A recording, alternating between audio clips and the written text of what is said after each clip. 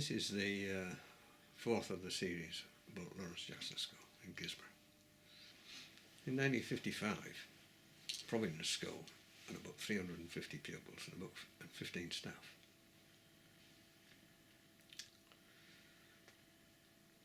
There were no examinations, there was no sport, and a large degree of apathy about the place. The pupils left the school as labourers, mainly for agriculture and small local industries and shopkeeping.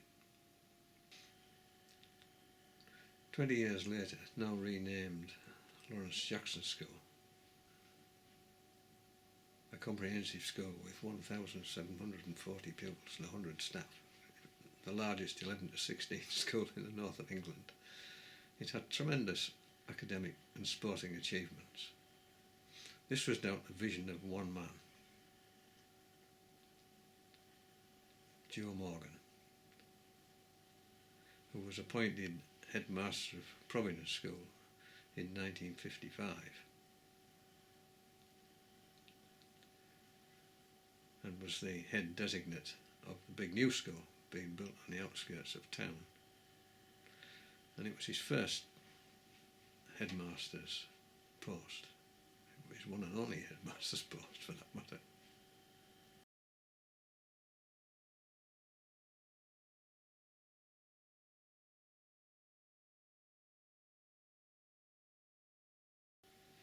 When looking for information about Joe Morgan, I was surprised at just how sparse the records were, considering his achievements and the influence he had on so many children and parents. When he was appointed, he was shocked by the lack of ambition of teachers, parents and pupils, and the apathy surrounding Providence School. He felt that the children were being let down by the system, particularly the lack of academic rigor, and set about to rock the boat in a big way. The first move was to give teachers responsibility for a subject within the school. There has never been any of this. And although there was no money in it for teachers, they responded very positively to this, took it on board, no problems. On moving to the new school, now called Gisborne County Secondary Modern School, there were big changes. Most of these were based on the grammar school system, which in its turn, of course, was based on the public school system. The school uniform was introduced. It was compulsory. And supported by certainly the vast majority of the parents. The school was divided into 4 houses named after local worthies: Venables, Bolko, Vaughan and Pease. Venables was the founder of the school in the 1790s. And Pease, Bolko and Vaughan were sort of giants of local industry, particularly the steel industry. Houses gave pupils who weren't good enough to be chosen for school teams. It gave them the opportunity to participate in competitive sport. Each year group was streamed for teaching purposes based on the ability of the pupils. Each day started with an assembly in the school hall for the whole school, where they would all fit in there. Every member of staff was expected to attend, starting with a hymn. Joe Morgan had a little sermon, and then there were the various school notices. The school even had a school hymn from Songs of Praise. I can't remember which one it was. I'll try to find out. He produced a memorandum for staff. This was the rule book by which all teachers had to operate. and I still have my copy, which you can see here.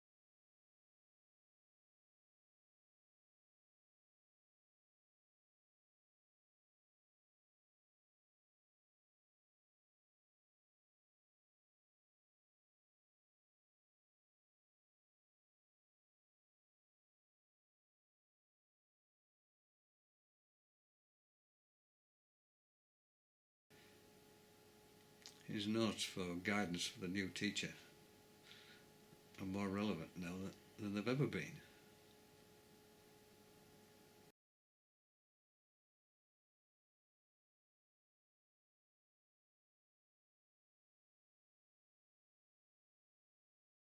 In the early 1960s, with the 11 plus still in place in the North Riding of Yorkshire, only 20% of children were selected to go to the grammar school. The other 80% of Gisborough children went to Gisborough County Secondary Boarding School, GCMS as it was called. The prevailing view in the authority at that time was that secondary boarding schools should not be concerned with examinations, particularly external examinations. The children there were not capable of taking them. This was reinforced by the Chief Education Officer. He was a real autocrat, stuck in the past. Teachers, headmasters were frightened of him. He wasn't a man to be crossed. To raise the academic aspirations of the pupils and teachers, Joe Morgan introduced a system of internal examinations. There had never been examinations at Providence School of any description, and these were assessed externally by a friend of Joe's in the educational world, and each pupil was given a certificate recording their achievements. And Joe Morgan persuaded local employers of the worth of this certificate. This was something entirely new. Anyway, this wasn't enough, and with the support of the governors and parents, Joe Morgan bravely challenged this Chief Education Officer about the lack of examinations, external examinations in secondary boarding schools. Yeah. To say it didn't go down too well would be an understatement.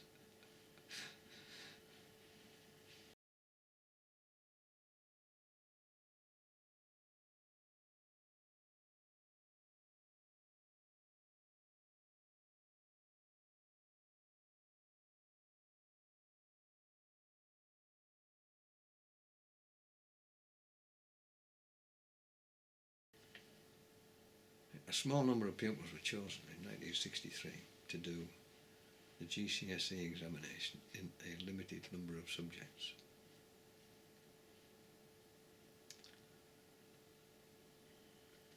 It was like an experiment.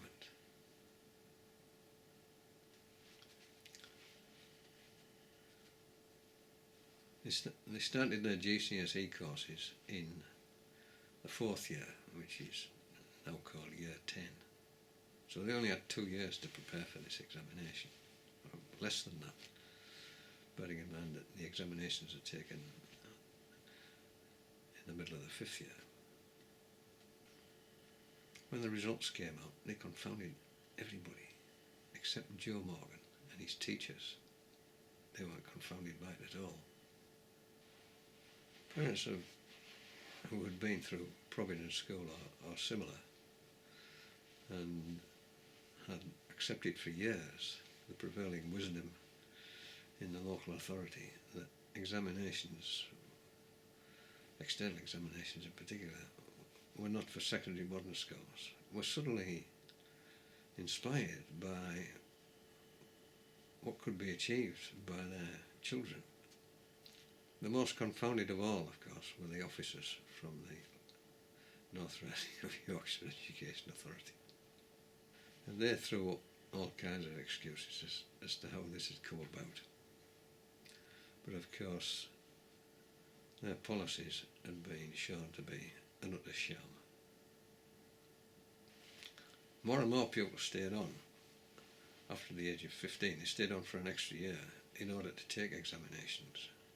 And this was supported by the parents, and for some parents it was a considerable financial burden, because most pupils left school at 15 and went to work and contributed financially to to the parents' coffers. Anyway, there was no looking back from this. That was it, the dam was broken. And more pupils who had failed 11 plus succeeded beyond anyone's wildest dreams in the GCSE examination, and indeed in the CSE examination, which came later on. The highlight of the school year was the annual prize giving in November, when Joe Morgan gave a detailed account of the achievements of the school and pupils during the year. He used to speak for nearly an hour, or perhaps even more, without any notes whatsoever. There was statistic after statistic. How he ever remembered it was a mystery to us all. And he had contacts in the educational world, and there was usually an academic worthy, a professor of some subject in university, who presented the prizes.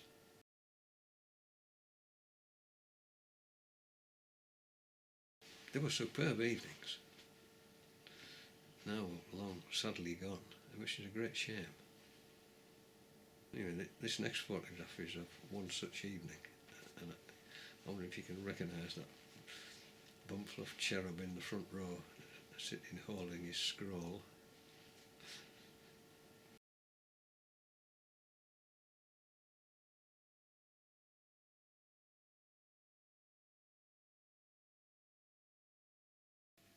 Joe Morgan appeared in the local press frequently, and these are just a few of the articles.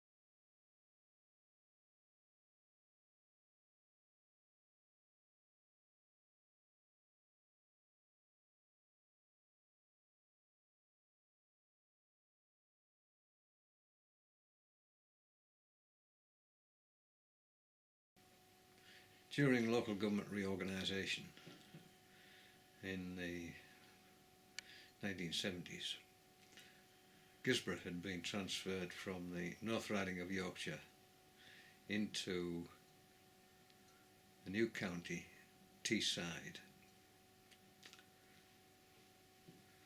And their ethos was very, very different to the ethos of the North Riding of Yorkshire, it being very, very conservative, and Teesside being very, very Labour. And in 1977, Joe Morgan, a supporter of the Labour Party as it turned out, he decided to retire. It was the end of an era, and what an era it had been.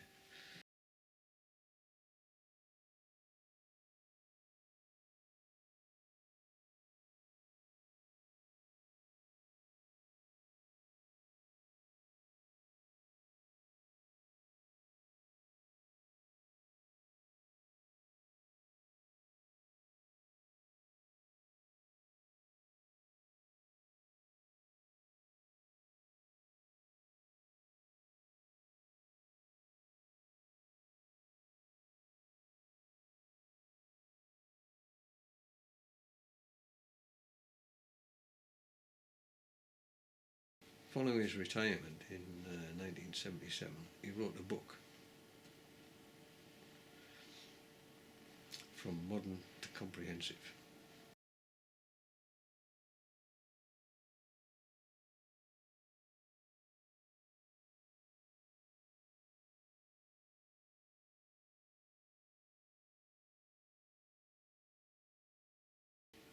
If you've got a copy, it's been a great investment, because it's now worth £100 in 2015. the foreword by Noel Henderson, who was Joe Morgan's deputy head for a long time, and the postscript by Alan Sims say it all perfectly.